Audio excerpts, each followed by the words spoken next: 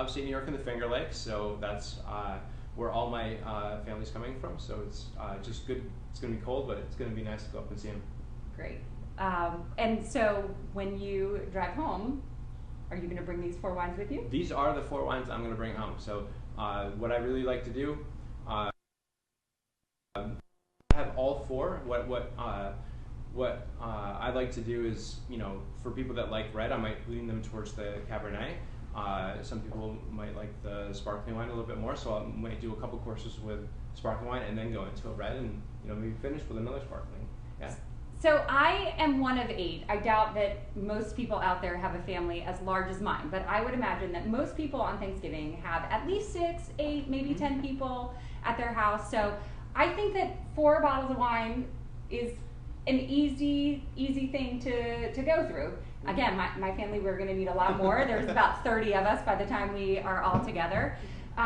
So I totally agree with you that, this is a great selection, a couple sparklings, a white, a red.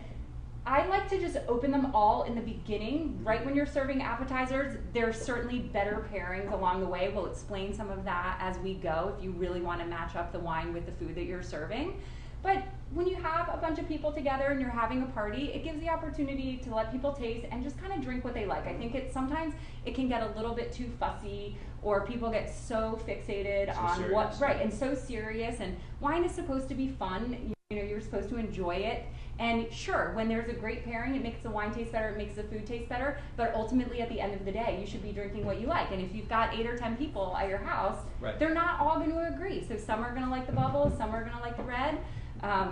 So let's go through them and do some of our today. So if you guys got your tasting mats, the wines are in order. We're going to start with the Sparkling Rosé, which is one of my favorite wines. We have a few wine club members joining us. Kelly and Rob and Deborah and Ben are all joining us, Benjamin. So thank you for tuning in. And you guys might remember that Sparkling Rosé for the longest time was wine club only. The 2014 vintage, which is what we're tasting today, is the first vintage we really have able to produce enough of to release it to the public. So let's get right to it. Tell us about it. Yeah, so because we're making only vintage sparkling, it's all Method Champenois. And we're making these from the estate vineyard. We're really limited to our production. So there are years when we will have lower yields and we'll have lower volume. But this year was it was a good fruit set. We had a good growing season, good ripening along the way. So we were able to produce a little bit more sparkling rosé this year. So I'm happy that everyone can try wine. This one is 90% Chardonnay and 10% Pinot Noir. And I'm using all the traditional varieties of Champagne in our sparkling wine program. So it is Chardonnay, Pinot Noir, and just a little bit of Pinot Meunier. But this one I think is a good balance because it's got the nice lean minerality and acidity and some citrus notes from the Chardonnay. And then when I'm making a dosage of a nice fruity Pinot Noir, it really makes the fruit aromas pop and really brings out the strawberry notes and some of the cherry notes. So for the table on Thanksgiving, what is this best paired with, in your opinion? So, you could, if you wanted to do something as a fresh appetizer, you could do something like oysters. That would be really good. The salinity and the acidity are going to balance really well together. So you could open up with that. It could really go through with cranberry sauce. It's something that, because of the fruity aromas and the acidity of it, it's going to pair very well together. Those are my favorites. So I personally think if I were to pick one wine on this entire table that I would serve the entire night from start to finish, this is it. Right. So to me, this is the wine that you could, like you said, oysters, especially here in Virginia, we're the East Coast capital for oysters. Absolutely something that is very traditional to see on the table in Virginia, and even like oyster stuffing or oyster stew, you see that a lot here. It was one of my grandfather's favorites, so oyster stuffing was. Oh my gosh, amazing, right? But then it could go literally from your salumi plate or your cheese plate, especially if you're talking about a brie or a creamy cheese, a triple creme. Like I love Saint Andre is my favorite. And it's going to take you all the way through to dessert. Believe it or not, even some chocolate desserts. Sweet desserts. It's like, to me, the perfect wine to have throughout the entire meal.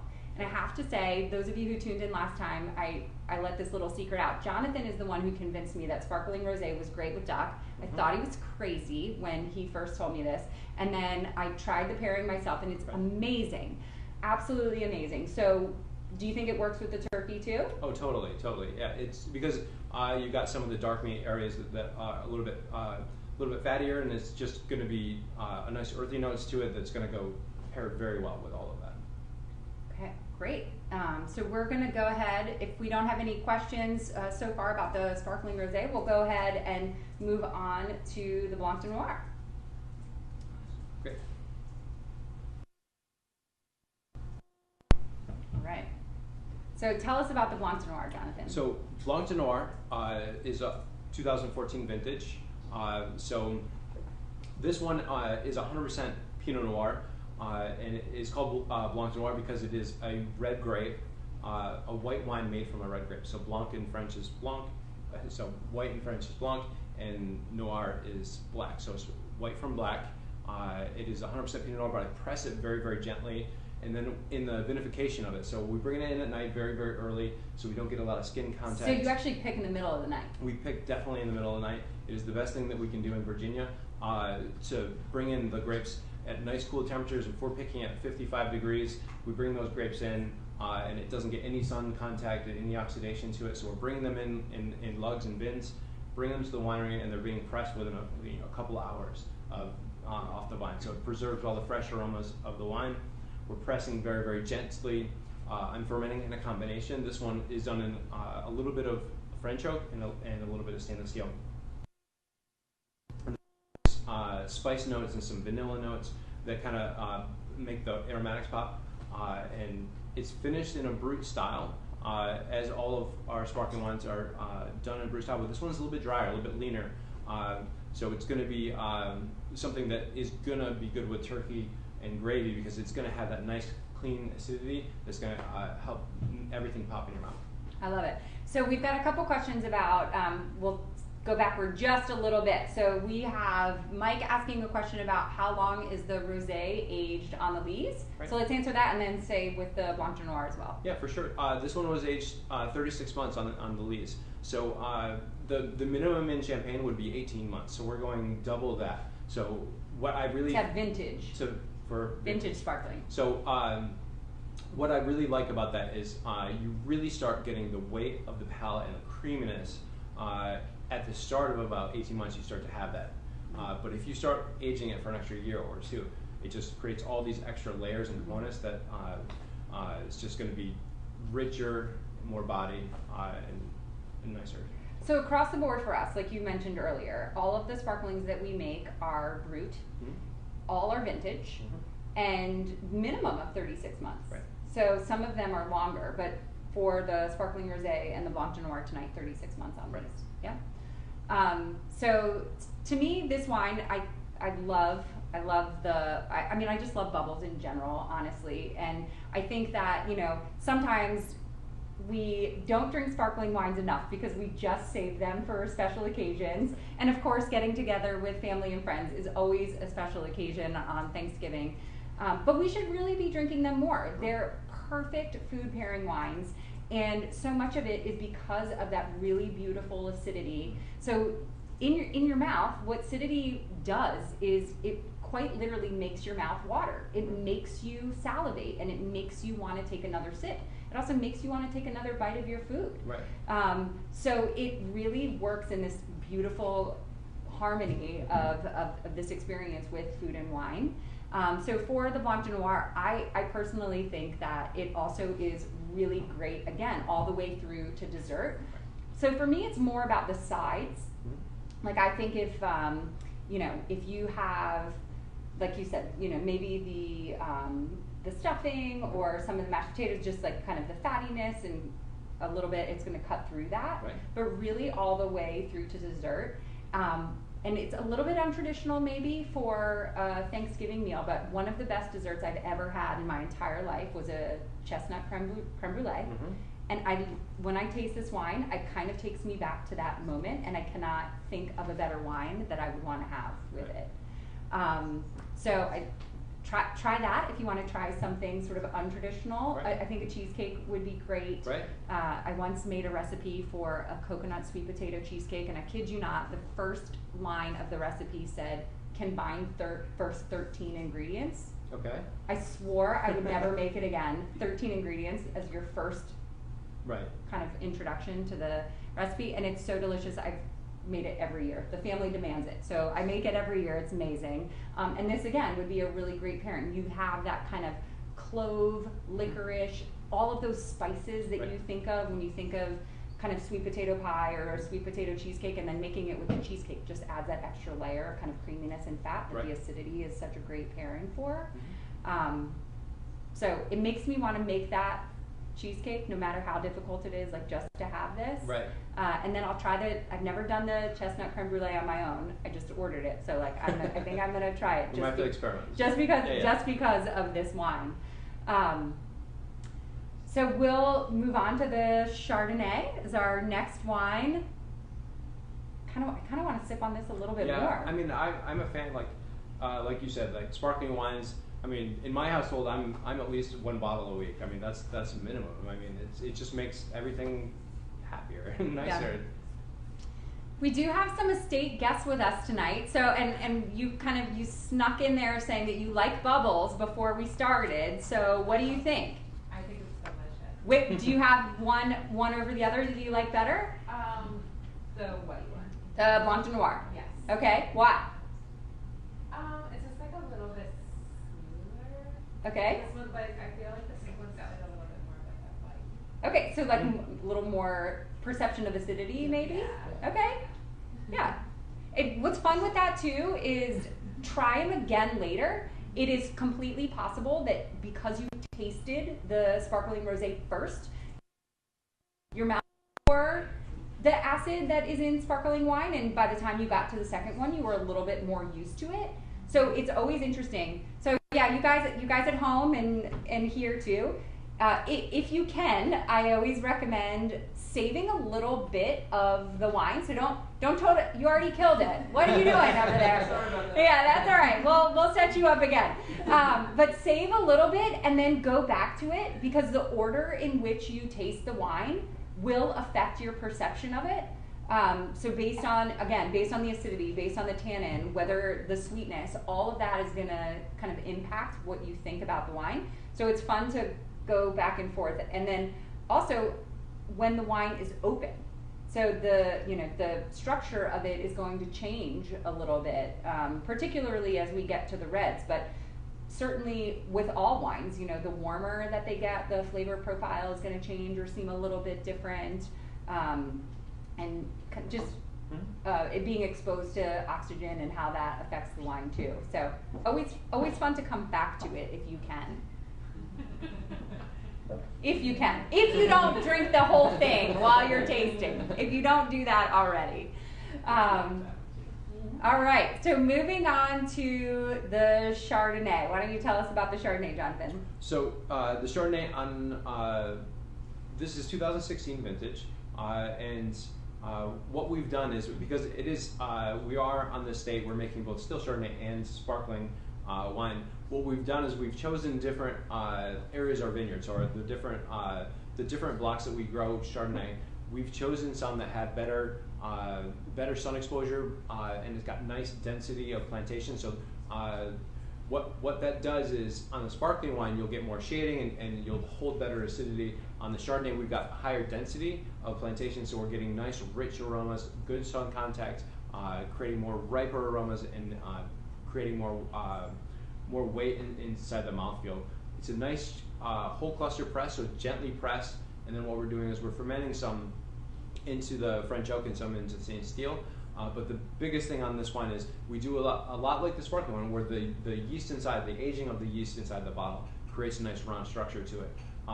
What we do is we do the same thing in French oak barrel. We actually will take, we'll do batonnage, which is basically we'll mix inside the barrel the yeast up into the wine and keep stirring it. What it does is it gives you the weight and the mouthfeel of a nice, rich bodied Chardonnay, but it's also got nice acidity. So I like to keep all of the natural acidity inside the wine, I don't do any malolactic fermentation, so it's not overly heavy. It's got nice, rich, creamy notes, but it's also got the acidity to back it up. So I just want to say we have Crystal joining in and telling us the wine is amazing. So thank you, Crystal. Robert has a question about the ideal temperature of serving the wine. I'm guessing at this point that you're asking about the sparkling, since that's what we tasted just leading up to the Chardonnay.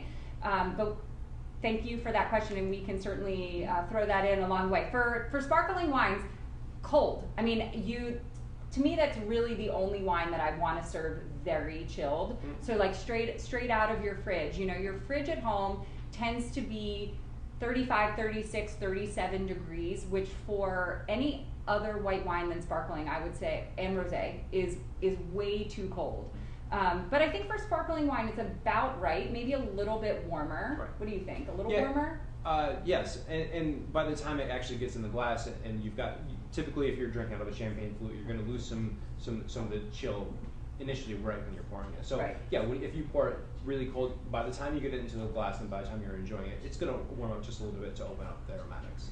But so I totally agree. And then for the Chardonnay, or other white wines in general, even rosé in general, I have a super easy trick that I call the 10-minute rule, where if you keep your white wine in the fridge, you should take it out of the fridge for 10 minutes before you serve it. And again, the idea behind that is your fridge is just way too cold at that 34, 35, 36 degrees.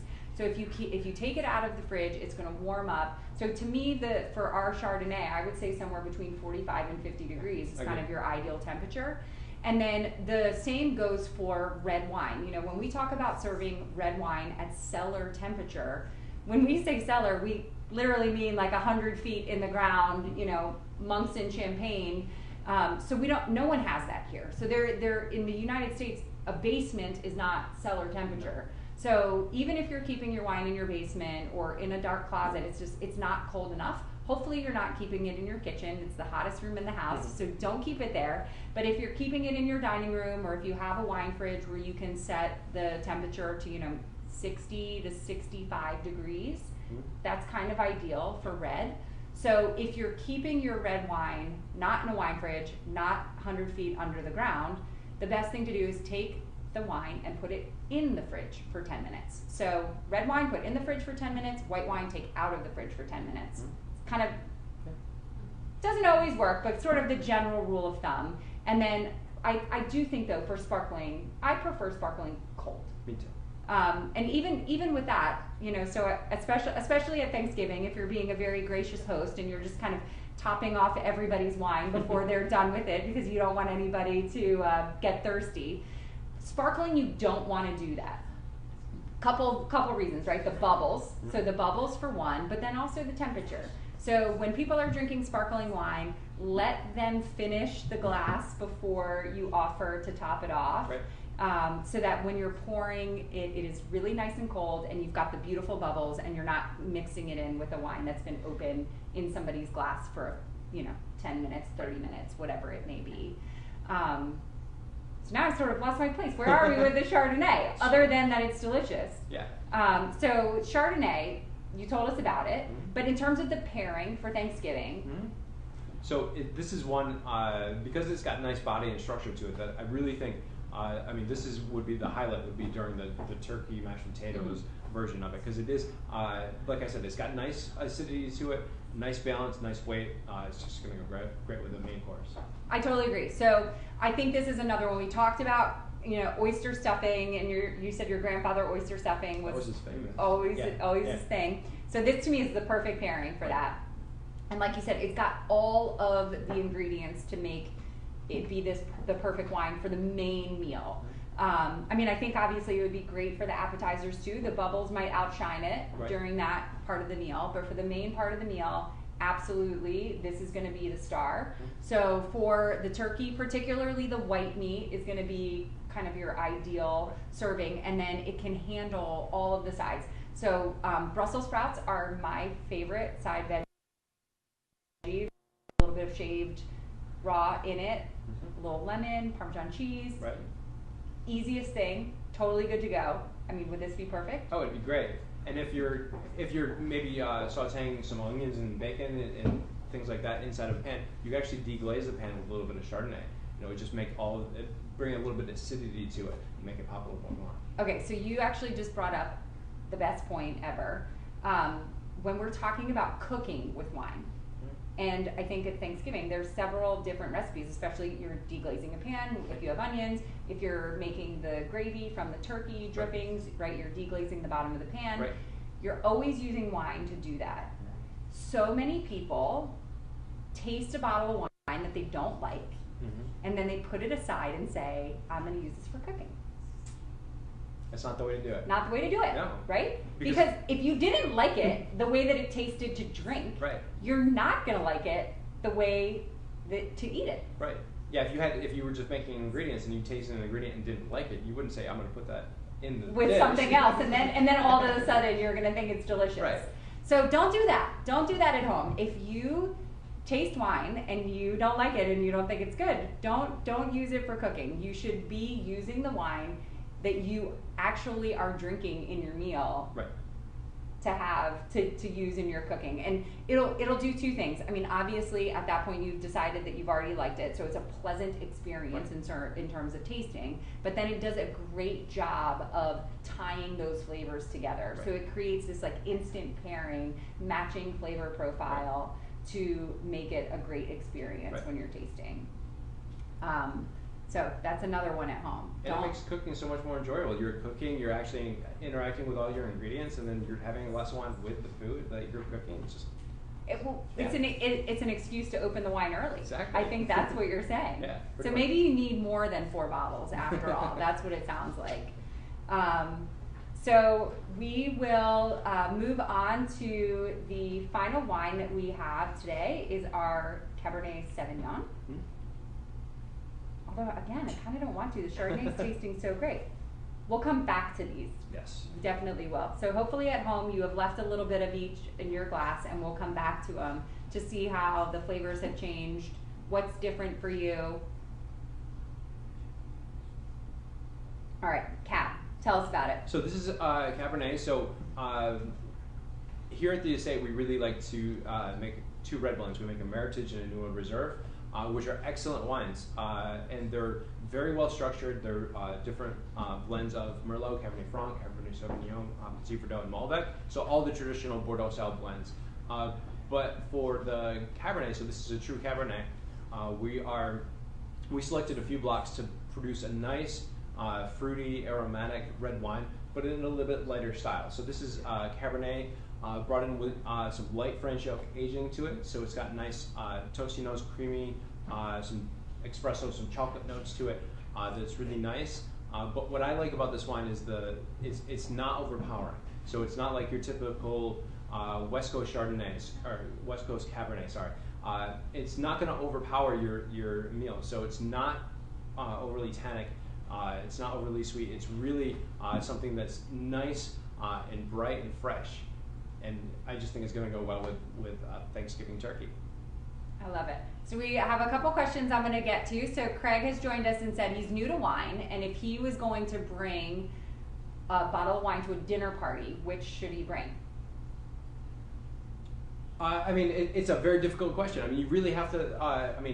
A little bit of more information. I mean, if you don't know, always bring sparkling. That's my rule, because you. That's a good. You can't go wrong.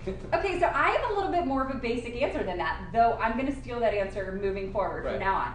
So, earlier when we were talking about sometimes things can get too fussy and it shouldn't be that way, and we talk about all of these pairings, and again, there are reasons that wines pair with certain things, and when you have a great pairing, it really does enhance both the wine and the food, and it's this wonderful experience. But guess what? If I have a friend who brings a bottle of wine into my home, it's a pairing.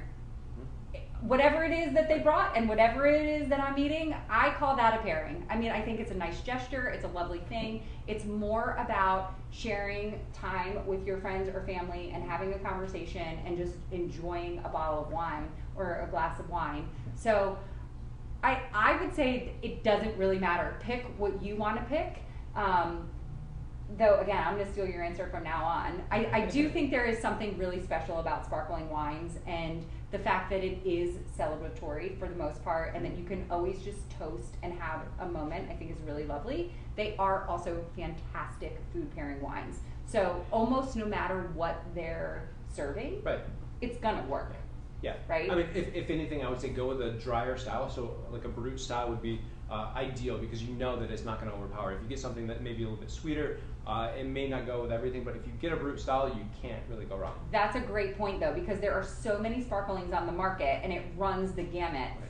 So why don't you explain to everybody, what does it mean to be Brut versus, Right. sec, demi-sec, the whole run of it? Right. So sparkling wine, when we what's called disgorging is where actually the bottling, the final bottling of the sparkling wine. So we've carbonated the wine, we've aged it for a certain amount of time on the yeast inside.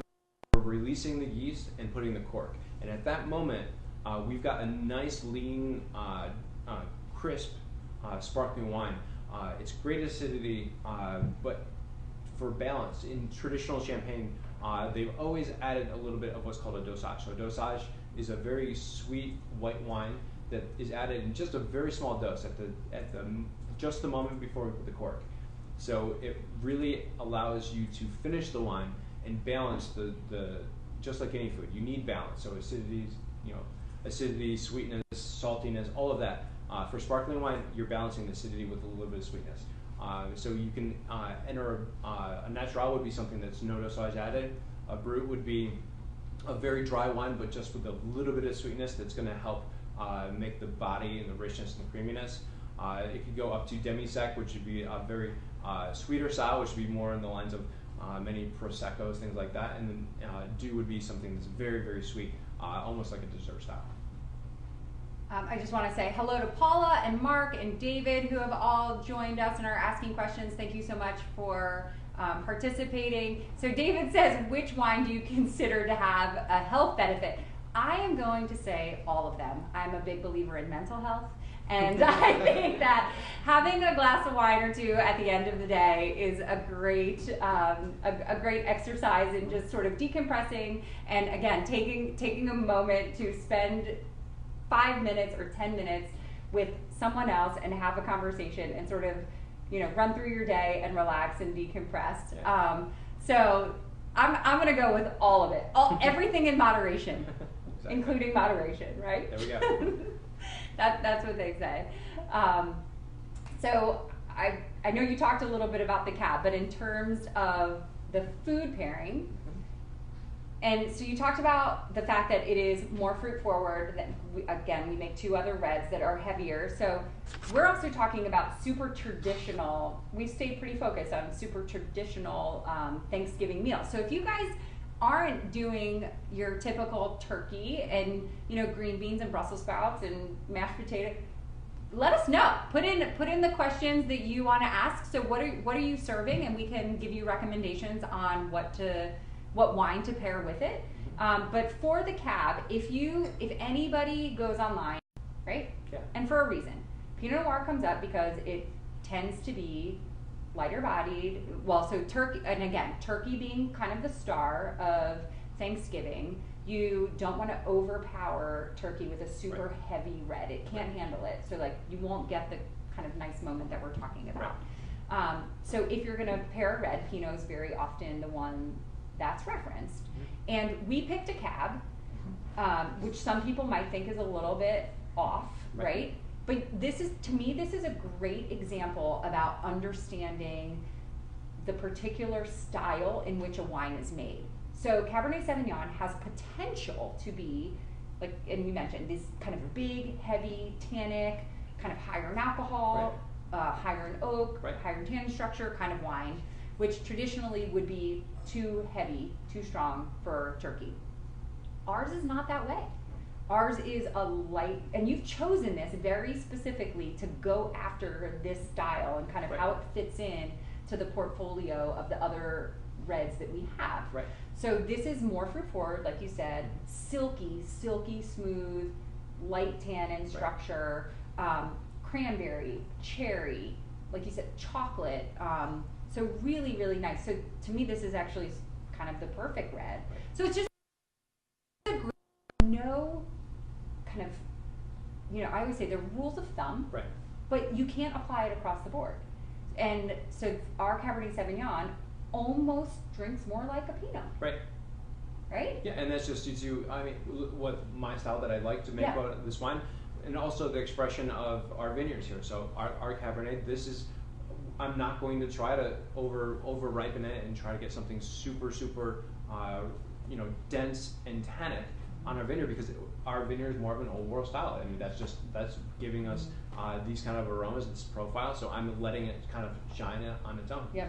So for the turkey, I mean, and especially if you like the dark meat, I tend to like the dark meat, or I also tend to just like cover everything with gravy. Right. Right, which is great. So mashed potatoes, gravy, dark meat, turkey, perfect pairing. Great. Like absolutely perfect. Right. So again, we had Eddie asked a question about which of these wines would we want to pair with pasta.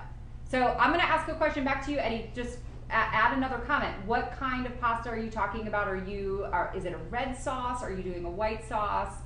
It really does make a difference. Tomato sauce in general, again, because of the acidity, can be kind of difficult to pair with, or you need to just be kind of a little more specific with pairing it. You want to, if it is a red sauce for that tomato sauce, you want to match the acid, because otherwise it's going to make the wine taste a little bit flabby or flat. So you want to make sure that you're drinking a wine, red or white for that matter, that really has enough acid that it can sort of punch back that acid of tomato sauce. But if you're talking about something that is creamy, like an Alfredo sauce or a vodka sauce, you could go with something different, don't you think? Right, for sure. Yeah, I mean, for something like a Alfredo or something, you might go with this. I would go with the Chardonnay. That would be my pick for that. Okay. All right. So Paula just said, what would you pick for shrimp and scallops? If we were going to be choosing from this lineup, I would pick the Chard. But if we were not choosing from this lineup, our Viognier that we have, you're shaking your head. So I already, yeah. All right. So good. We agree. So Jonathan and I would both say Viognier, which is originally from the Rhone region in France. It is the signature white for Virginia. Our Viognier is fantastic. It is an awesome seafood wine, so, and particularly shellfish, I think. So crabs, shrimp, scallops too. It's delicate enough that it's not going to overpower scallops, but it is a really beautiful pairing. So Viognier. Definitely. Okay. I love it when we agree. That's good. All right, so the dessert wine. So which dessert do we recommend with the Cru? So for those of you who don't know, we make a wine called Cru. It is actually a white port.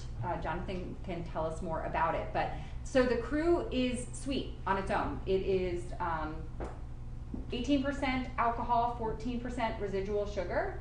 So it's already sweet. So I would say you don't want to add more sweetness to it. So the best pairings, in my view, are things like a pecan pie or a sweet potato pie, or something that has kind of more those spicy components, things that aren't too sweet on their own, because the wine is going to bring enough sweetness to the dish.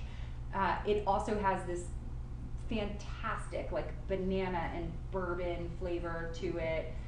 This time of year, we actually make an amazing drink we call Cru cider. So we take apple cider, we blend it with cinnamon sticks and clove and peppercorn. I mean, it's fantastic, and it's a mulled cider drink. You serve it warm. It's amazing. To me, that's like dessert on its own. Mm-hmm. And if you do that, I would pair that with apple pie. Right. That would be my. Yeah, I would totally agree. Like no better. Oh, so Robert loves the Cru. Yeah, the Cru is best mulled. I totally agree. We're doing that in a tasting room now. It's amazing. All right, Mark says he's going to taste the cab again. Let's join him. So it's been open. It's been open now for a little while. Maybe things have changed a little bit. So Mark, if you're tasting it again, tell us what you think about it.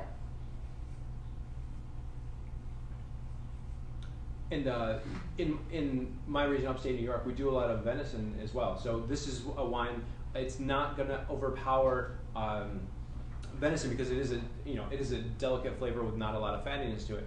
It's got nice acidity, nice earthy notes, so it could be really well with some mushrooms and nice grilled tenderloin. Also with some cranberry sauce can make everything pop all together. So here we actually make the most amazing cranberry sauce with the Cabernet Sauvignon. Right. So it is fantastic. And if you come to if you come to Thanksgiving here at the estate, you'll taste it. And if you go to the tasting room, we change the menu there seasonally, and we have what we call the holiday sandwich. I mean, I'm going to ask, is everybody's favorite thing about Thanksgiving leftovers? I mean, mine for sure. So we have a holiday sandwich, which is everything that you ever want with your Thanksgiving leftovers. So it is stuffing and cranberry sauce and, of course, turkey, all in a sandwich. It is absolutely delicious. But we're making the cranberry sauce, of course, from scratch with our Cabernet Sauvignon. It is to die for. So we're going to post the recipe for you guys. You have to try it at home. It'll be a star on the table. Absolutely. Right. All right, so airing out red wine. So Craig has a question for us about airing out red wine. I would say letting it breathe might be what, in the wine world, I joke that in the wine world we like to make up our own vocabulary and talk about things in a way that is different than anything else. So letting a wine breathe, and there's lots of ways to do that. All that means, or airing it out is fine, all of that means is exposing the wine to oxygen. And so when wine, of course, is in a bottle and it has a cork in it, cork is semi-permeable, we would say, but it's very little and it's kind of slow over time. Right. And so, but the minute that you pour it into a glass or into a decanter or open the bottle, it's all chemistry. Right. So chemistry starts to happen and reactions start to happen. And oxygen starts to interact with the wine in a way that will change it. And sometimes it's good, sometimes it's bad, or sometimes it's too much. Not that it's bad, but could be too much. So I love that you asked this question, because I actually think sometimes I know people that open a bottle of wine and the first thing that they do is pour it into a decanter. You know, right? I know people like that too. Yeah. Right? And sometimes that's what you need, and that's totally fine, but it's not always what you need. So the first thing that you should do is actually pour a little bit of wine to your glass and taste it. And then you decide.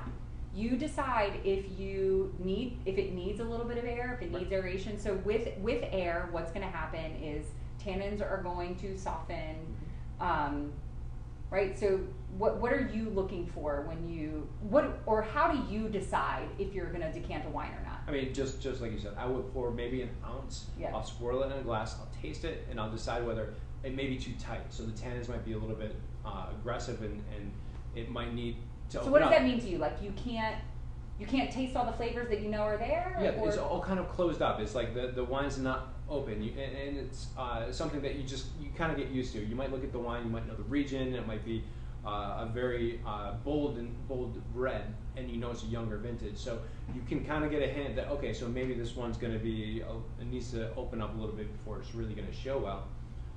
Try it like an ounce, and then if you decide that, then yes, pour it in a decanter. Put it in a graph and just let it air for maybe an hour, and then you go back and 20 minutes maybe try just a little taste and just see how it's opening up. And you can decide how long you want to keep it open. Yeah. And I think too, again, don't get hung up on, do you have a decanter? If you don't, what do you do? It's not that big a deal. So you can pour the wine just out into the glass, and that's totally fine. And I completely agree. So again, one of my kind of tricks, what I do is when I'm having people over and I'm having a dinner party, or if it's Thanksgiving and I'm not sure of the wines that I'm tasting, I'll probably open the wine and just taste, like you said, just taste that ounce or two, and decide whether it needs to be decanted. If it doesn't, I just put the cork back in it, and it's ready to go. If it does, that's when I decant it, or that's when I pour it into the glasses and you're ready to go. But that can happen again in the wine glass. You can pour a little bit off the bottle, and as long as it's below the neck, it's going to happen in the bottle. Just leave the cork out of it. So you don't need to get hung up on having all the fancy glassware or all the fancy decanters and all Right. of that kind of thing. Now, if you are having an older one, so a wine that's aged a very long time in your cellar, and you know that there's sediment, if you look inside the bottle, if you are holding wines that are reserve wines that for 10 years or something, you may have some sediment inside the bottle. So that would be a good moment to gently try to decant to get it all get all the clear wine off into a nice vessel so that you're not getting a nice you're not getting a cloudy wine in the end. So we have two great questions. Janelle is asking if we recommend an aerator. I mean, Hi, Janelle. Janelle's joining us here and participating live, which I love.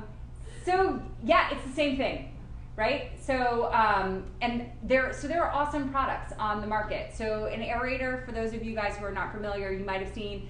It's kind of like a funny little thing that you stick into the top of the bottle and you pour.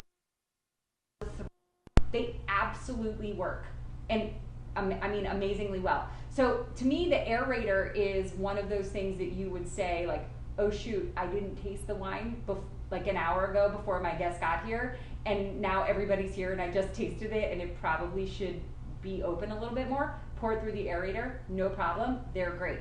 I don't have one, so I'm gonna do the decanter. But if you have one, they're an absolutely great tool. And if you're new to wine, I also think it's a totally fun thing to play with. Pour a glass of wine without using the aerator and then pour one with it and taste it. Decide which one you like better. Because not everyone actually likes wine that are fully aged or fully aerated or fully, like what, again, in the wine world, we would say like the proper way to drink. Everybody's got a different preference. Some people really like the big, huge tannic structure. Some people like the earthy flavors of a more aged wine. It's up to you to decide, like, what is the best way you like to drink it. So I think an aerator is actually a great way to like do that test, because with a decanter you're kind of pouring out the whole bottle, so you can kind of do that glass by glass, which is pretty cool. So then Paula asked, would you just decant reds? I love this question, by the way, because I think most people think the answer is yes, that you just decant reds, but the answer is not always. Not always. Yeah, not always. Yeah, I mean, it's one of the things. You have to be more gentle with white wine for sure. Yeah. So if you're not familiar with wine and you haven't, you should try it a little bit.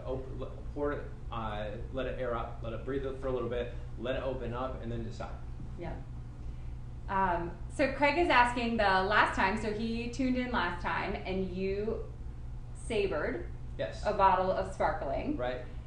So for those of you who don't know, sabering a bottle is quite literally, with a saber or a sword, is opening a bottle of champagne or sparkling wine. Very traditional and super fun and celebratory way of doing it. But if you don't have a wine opener, so here's the question. If you don't have a wine opener, what's your favorite way of opening a bottle of wine?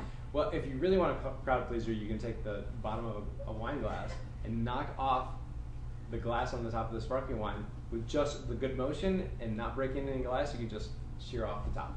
I've not done it, but I've heard you can do it with an iPhone. You could do it if you hit it correctly at a good angle, it's going to come off. I've not done it. I have done, I'm sort of embarrassed to admit this, and it all started from watching a YouTube video. I have opened a wine with a shoe. I have. Right. Have you done it? Jacqueline's done it. Now you want to, I can tell. Now you want to.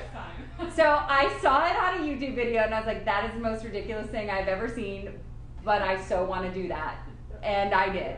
And so you did it. Yep. All right, it worked. So I literally knocked the shoe on, I was down on the river, near the York River, Virginia, so on a pylon on a dock with a shoe. It was a pretty epic moment. Kind of embarrassed about that. But it works. So it's not just a funny YouTube video. It actually worked. Okay. So admit, what's your funniest way?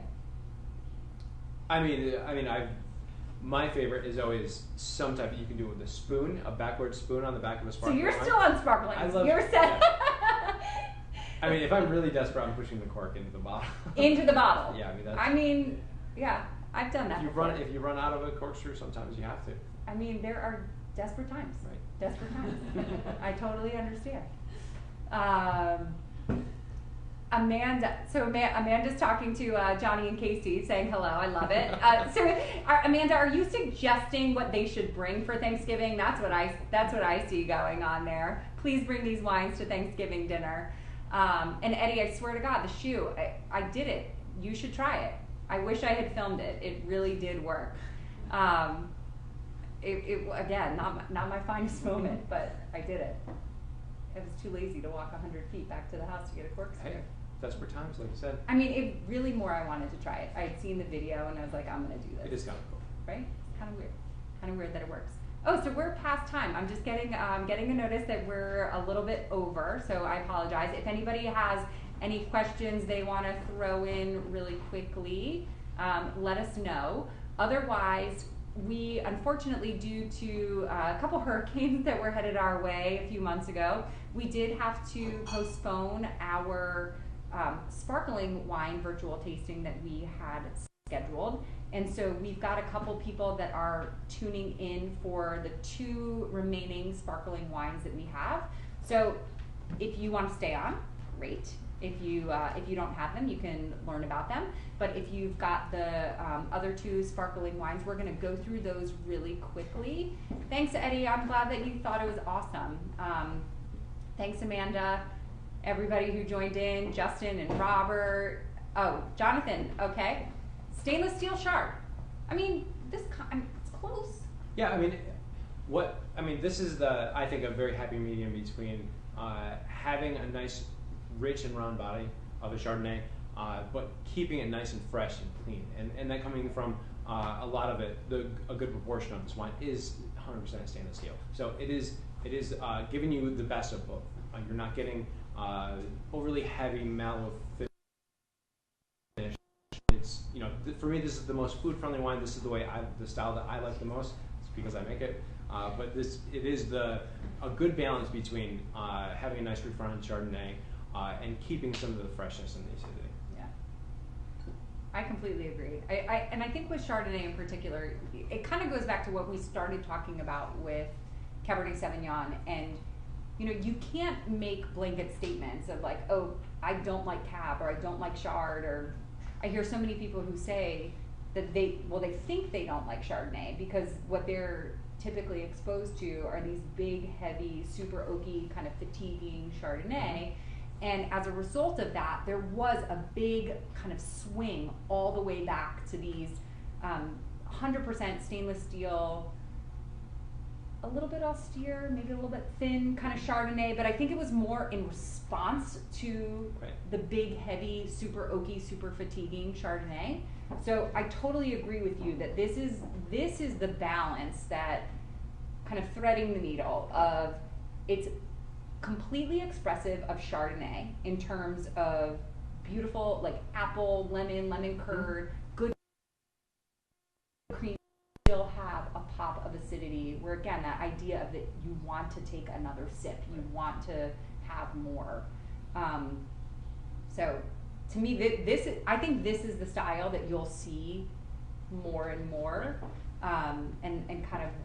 I don't think this will be a trend. I mean, I think this is kind of what people are looking for. Yeah, I think we'll always go from a nice crisp stainless steel to a heavy Chard. Go back, and it's always going to be. It's just the bat of the day.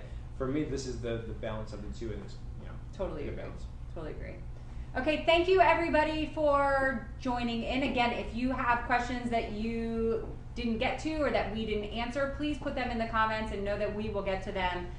If not tonight, definitely tomorrow.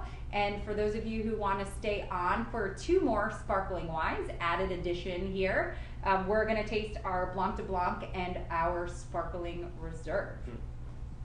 All right, here we go. I'm going to move some of these. Yeah. Is that all right? I'm going to come back to them later. Like I told everybody, it'll be interesting to see how they taste. I would love before people sign off, tell us your favorites and tell us what you are making for Thanksgiving dinner and what your pairing is going to be. So I would love to hear from you. Maybe some of your comments will inspire me to cook something different this holiday season.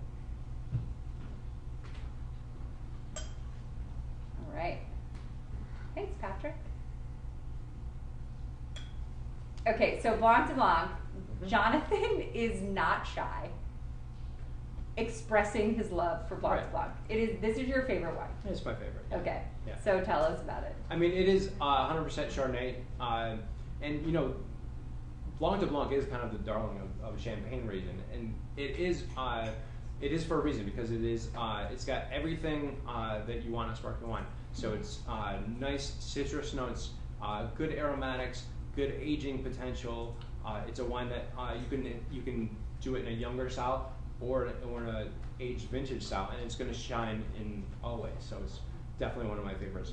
Okay, but why is this one in particular your favorite?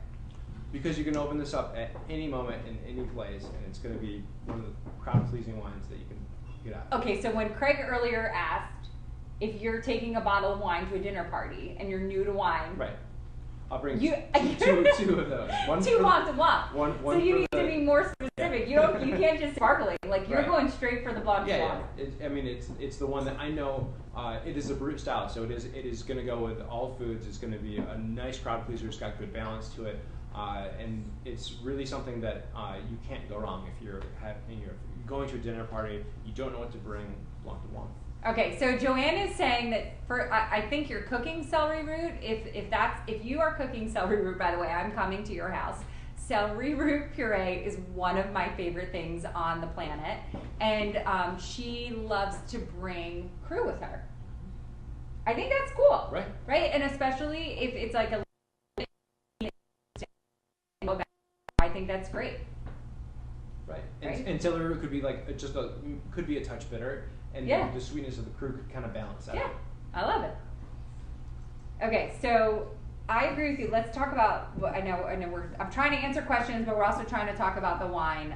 So I'll do the best I can. So, what is my favorite pairing? Oh, with the Blanc de Blanc. Favorite pairing with Blanc de Blanc. Ooh, I like scallops with Blanc de Blanc. First, I mean, I would say anything. Right. Like to me, Blanc de Blanc is again, it's one of those sort of perfect wines that you can pair with anything, have with anything. I mean, this is gonna sound so cheesy, but like my favorite pairing with Blanc de Blanc is like not even food, or it's the 5 minutes that you are sitting down and first opening it and talking to somebody and not even eating anything, Right. but you're just like so attached to that moment and that person, and just like sitting on the patio and watching the sunset and Right. kind of ending your day and celebrating your day. I think that is actually the better pairing than any food that you could possibly ever give. But if I had to pick food, I actually would go with like Bellini's caviar. I think caviar and Blanc de Blanc is right. amazing. Yeah, the saltiness is Yeah. it's gonna go terrific. Okay. All right. So the estate cab, amazing. Oh, with a ribeye. I can see that for sure. Mushrooms, shallots. Oh, blue cheese. All right, Francisco, I'm coming to your house. That is the new. Everyone's one-upping each other. Black truffle risotto. Okay, black truffle risotto with a Chardonnay. Though I think that would be amazing, I would challenge you to have sparkling rosé with that. Yeah. Or the Blanc de Noir. The Blanc de Noir would be nice as well, but yeah, the sparkling Sparkling rosé. rosé. Yeah, Sparkling sparkling rosé rosé. would be my choice as well. I Earthy notes to it. I totally agree. So so truffles, by the way, I'm obsessed with truffles. I love truffles. I will put that. I eat them with eggs, popcorn. I mean, anything that you can imagine, I will put truffle on I think anything. truffled mashed potatoes. Oh, truffled mashed potatoes from Jacqueline. That's definitely a good pairing. So, but if you do something like a risotto, which is so rich and so creamy and so fatty, Mhm. a sparkling is gonna just like cut right through that. It's gonna be so amazing. So yeah, an unoaked Chardonnay is gonna do a great job. But I would challenge you to try the sparkling rosé, and I think you'll be surprised. It might be your new favorite. So Ricky is saying the favorite pairing is the Blanc de Blanc and the Cru together. So we make what we are kind of play on a Kir Royale. We Mhm. call it a Cru Royale, which is amazing, and totally a fun thing. To me, that's like a brunch. It's a brunch item. Right. And so I would push that in my house, at least. I would push that toward Christmas. We start cooking.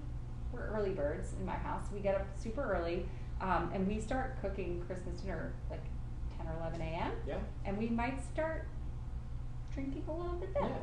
So a Cru Royale would be kind of the perfect brunch Right. thing to start cooking with at Christmas. Oh, hi Martha, thank you for joining us. All right, so she is saying that they have honey ham, and what would you have with that? I mean, to balance out the sweetness, I think something like maybe the Cabernet would be a good choice with that, just to kind of balance it out. It's kind of like Pinot-esque, so it could go with that. I'm going rosé. Going rosé. To me, ham and rosé all day long. I think it is a perfect pairing. And our still rosé, excuse me, I should clarify. So not the sparkling rosé that we tasted tonight, but our still rosé, which is dry, I think is not going to overpower the ham. It's going to be a really good pairing. That's what I would go for. All right, what other questions do we have? Anything else we should hit on? Did we miss anything? No. We can taste the sparkling reserve. Mhm. All right.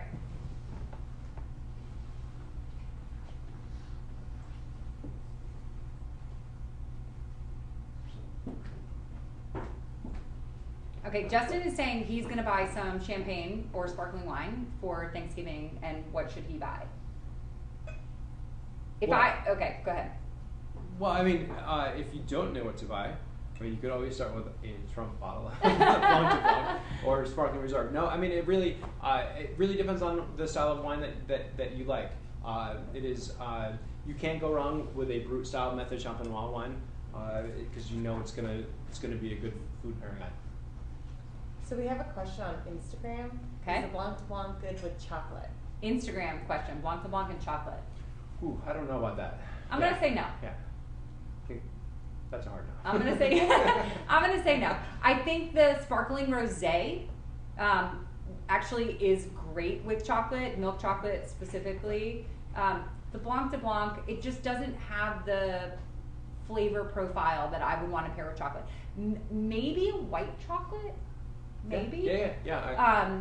So I think a white chocolate, and especially if a white chocolate that has a fruit component to it, very often with white chocolate they're blending it with something. So that would be a great pairing, but milk chocolate or dark chocolate, I would say no. Right. Yeah, and I mean, you could always, if you're not really sure about the wine, if you know kind of the aromas of the wine, you can kind of look that into just a food item. You don't see a lot of lemon chocolate pie because I mean those two flavors don't go together. It's kind of something completely different. All right, so Paula is asking about red wines and chocolate as a normal pairing. So yes, no? Yeah, I think so. Yeah, and then I would say, you know, if you want to dig, so yes, again, as a sort of blanket statement, but if you wanted to dig a little bit further into that, you could even go deeper into, you know, is it milk chocolate or dark chocolate and the tannin of the wine. But kind of what Jonathan just said, when you're trying to match the flavor profile of the wines and the chocolate, and if you're looking or thinking about a Cabernet Sauvignon, cherry, strawberry, right? Cherry, think of chocolate covered strawberries, chocolate covered cherries. Those are things that typically pair well together and go well together. It's things that we normally eat. So they can be a really good pairing. Depending on how dark the chocolate gets and the tannin structure of the wine, Right. things are going to change a little bit. But yes, as a general rule of thumb, I would say red wine and chocolate is a great pairing. All right, seafood. We've got seafood, lobster, crab, shrimp, which I'm gonna go back to Viognier, or honestly, or Blanc de Blanc. Mm-hmm. So the wine that we just tasted. So the Blanc de Blanc that we just tasted, or our Viognier as well. All right, so tell us about the Sparkling Reserve. So for those of you who missed or are rejoining us for the virtual sparkling tasting, we just finished tasting the Blanc de Blanc. We're going to taste the Sparkling Reserve, so you guys can ask questions about those as well. So this is not only just an older wine, so it is a reserve wine, so it's an older vintage, but what really makes this wine special is it is coming from our oldest blocks of Chardonnay, and just naturally over the years I've when tasting blind all of the sparkling wine blends that I'm doing, this block is always shown as being the most expressive, the best aging potential wine that we have. So what I like to do is I'm making, even though I make 4 sparkling wines, I make more than 20 individual wines go into each individual wine later. But this one has always been kind of a really expressive block. It's an old block, keeping nice acidity, and what the expression of the wine can hold a little bit of neutral French oak. So I'm bringing some oak components to this, but it's more for body and structure. I'm using neutral oak. So when a wine barrel is used, maybe after 4 or 5 times, 4 or 5 years old, it becomes a neutral barrel is what we call it. And the neutral barrel has a gentle oxidation inside the barrel, but it also brings a nice creaminess and texture and roundness to the wine. So I'll actually age it inside those neutral French oak barrels before I put it inside the champagne bottle to age. And then over the aging process, when the yeast starts to break down, it creates even more layers and more richness to it, which is just nice and expressive. This is always has been and remains maybe my favorite wine that you make here. So I love this wine. To me, this is a wine, and I think a lot of sparkling wines actually can drink like a red in terms of their like weightiness, their complexity, their age potential, right? So that kind of goes back to what wines age well and rules of thumb, but you really need to know how that particular wine was made and that style. But so this particular style of sparkling wine, I would put up with aging, you know, kind of some of the heaviest or most age-worthy reds that you're making. So I think it's layered with complexity and earth tones, but really great acidity. I mean, this is a wine that I just want to savor and take another sip. And honestly, of the sparklings that we make, I would compare to some of the finest vintage sparklings that you are seeing out of Champagne. So if you have to compare. So absolutely, we've got a couple more. I hope everybody enjoyed the tasting of all of the wines.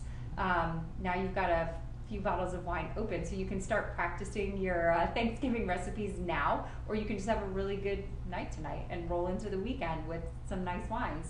But we have a couple more questions that we'll try to answer. We had Robert asking if we are planting anything new.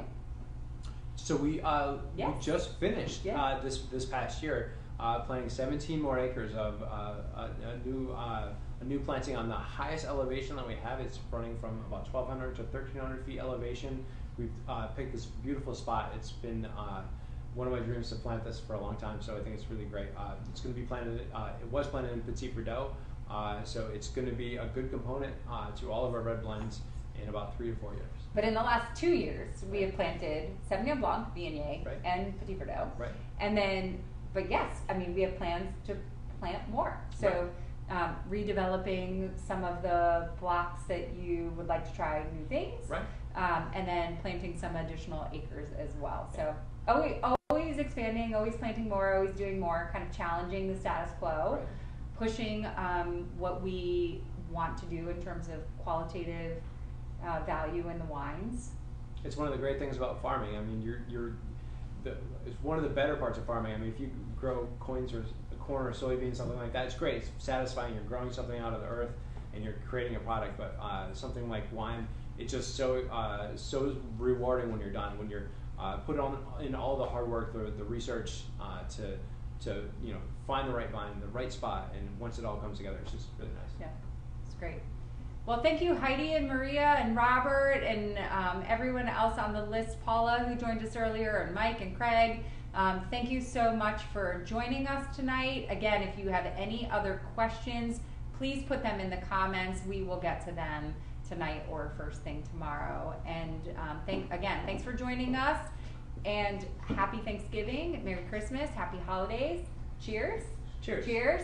And that's the other thing, always start every meal with some bubbles, and just cheers to the people that you're with and everything that you have to be thankful for, and have a wonderful holiday and wonderful Thanksgiving. Thanks, guys.